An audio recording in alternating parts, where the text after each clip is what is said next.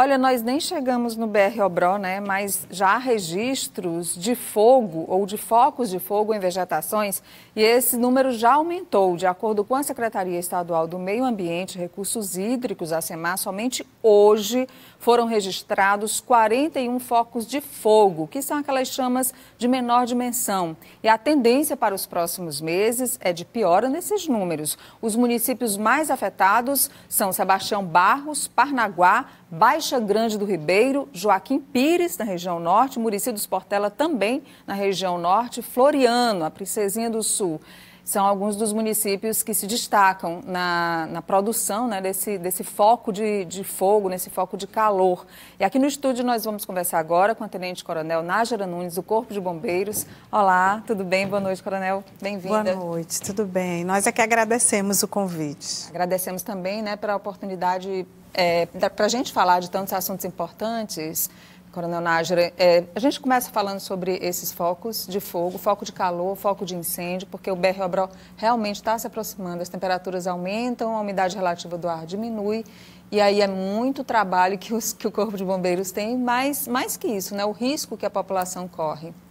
É verdade. As pessoas precisam ter em mente que nós devemos ter uma cultura preventiva. No nosso dia a dia, por onde a gente transita, onde a gente reside, onde a gente trabalha, a gente precisa... Não é pensar no pior, às vezes, as pessoas de casa, porque eu sou bem chata, né, com essa questão preventiva, com cuidado com acidentes domésticos, onde a gente vai, num show, sempre eu estou procurando o que é que eu tenho se acontecer um incêndio, se tiver um pânico, para onde é que eu corro.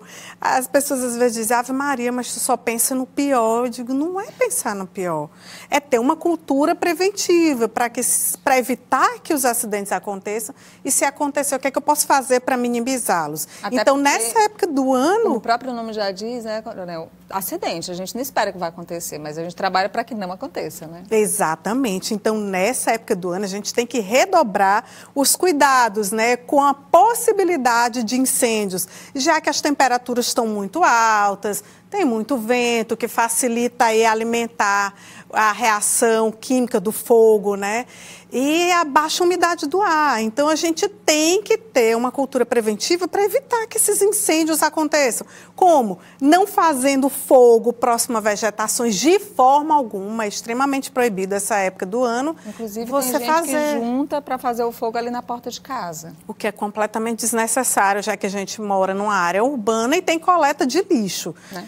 Em algumas situações raras, né, essa queima ela é até permitida, mas onde não há coleta de lixo, né, em algumas situações em que o pequeno agricultor na zona rural precisa preparar o solo, mas para isso é preciso comunicar o órgão ambiental da região para que seja orientado e seja autorizado ou não, né, para que seja verificado a necessidade dessa queima, aí o órgão ambiental vai dizer se é realmente necessário, se não é, se vai ser autorizado ou não.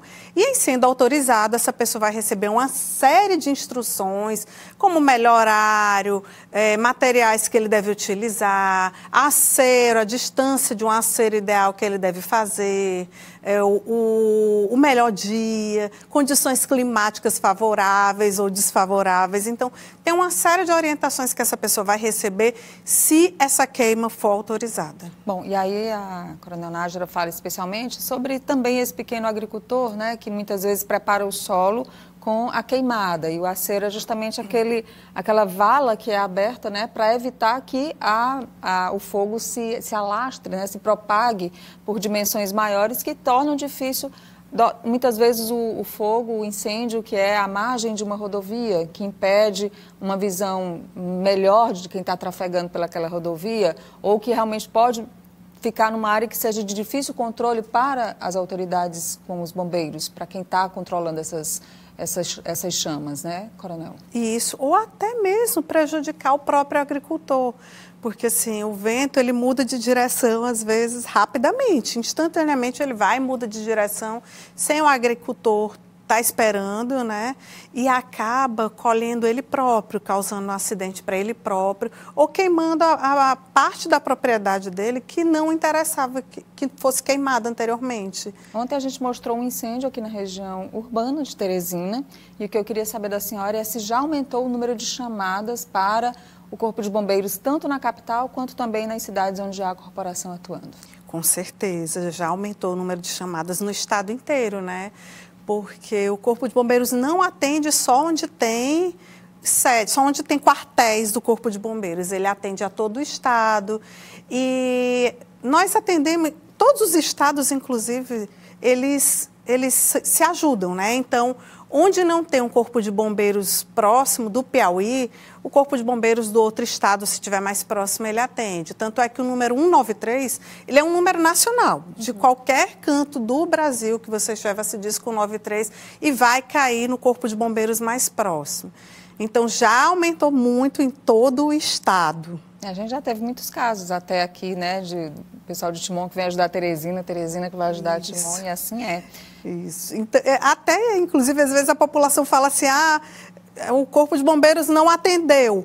Não é que ele não atendeu, atendeu sim. Foi preciso o Corpo de Bombeiros de Timon vir. Mas é justamente porque existe essa parceria de todos os corpos de bombeiros do Brasil. E, às vezes, nessa época do ano principalmente, as viaturas do Corpo de Bombeiros estão todas empregadas. Acontece de todas estarem em uma ocorrência, às vezes em ocorrências diferentes. E aí o Corpo de Bombeiros de Timon vem nos dar esse apoio, vem prestar esse socorro. Tá certo, todo mundo de mãos dadas, né? Os bombeiros são os nossos heróis. Com certeza. Do fogo a gente vai para a água agora, Coronel, porque a gente também começa um período, como é o mais quente do ano, onde muitas pessoas acabam fazendo de riachos, de açude, rios, aquelas atividades de lazer com frequência. A gente mostrou também essa semana um caso de afogamento, na verdade, em Ribeiro Gonçalves, um rapaz que morreu afogado no Rio Parnaíba.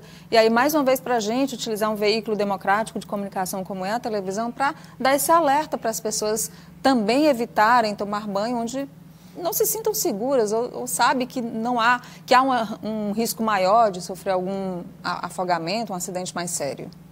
Na verdade, a maior parte desses acidentes é justamente porque as pessoas se sentem seguras, elas acham que sabem nadar, né?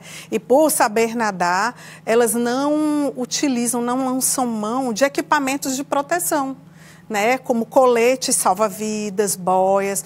Mesmo que você saiba nadar, é preciso utilizar um colete salva-vidas, né? Porque ninguém está livre, como a gente já falou, de acidentes acontecerem. Você pode vir a passar mal, pode ter uma cãibra, pode, de repente, bater a cabeça em algum objeto que está em deslocamento na água, né? Principalmente em rios que tem a correnteza. Então, se você tiver com colete, não vai submergir, né? Por mais que algum desses acidentes aconteçam, não vai submergir. E mesmo sabendo nadar, né? Às vezes, um acidente acontece. Estando com colete, você está protegido. E precisa conhecer o local, né? O local, naquele dia em que você vai aproveitar ali aquele local, empreender o nado, precisa pegar informações antes, porque às vezes tem um objeto em deslocamento, se formou um buraco que antes não tinha, a correnteza está mais forte em algum local que você vai banhar.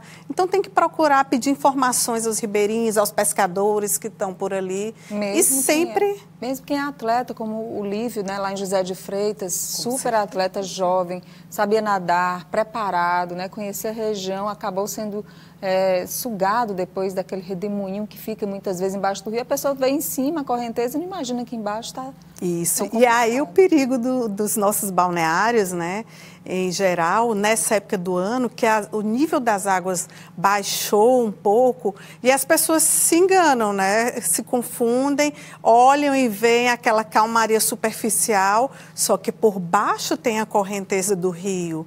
E, então, elas acabam sendo colhidas por essa correnteza de surpresa, entram em pânico e aí começa a beber água e aí acaba submergindo. É uma tristeza, né? É uma tristeza realmente, porque muitos desses acidentes poderiam ser evitados, e aí a gente coloca aqui um outro ingrediente, só para a gente já concluir aqui a nossa conversa com a Tenente Coronel Nájera Nunes, que é o uso da bebida alcoólica. Muitas vezes ali no balneário, tem muita barraquinha, muito barzinho ali, a pessoa ingere bebida alcoólica além do ponto, aí vai nadar achando que sabe, está embriagado, e aí também acontece muito acidente. É proibido, né, ingerir bebida alcoólica ou qualquer outra substância que retarde os seus movimentos.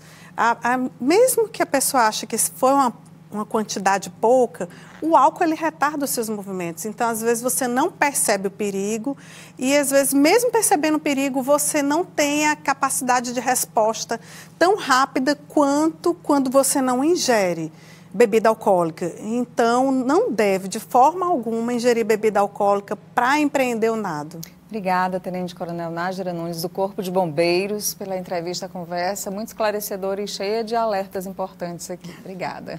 Nós aqui nos colocamos sempre à disposição, né?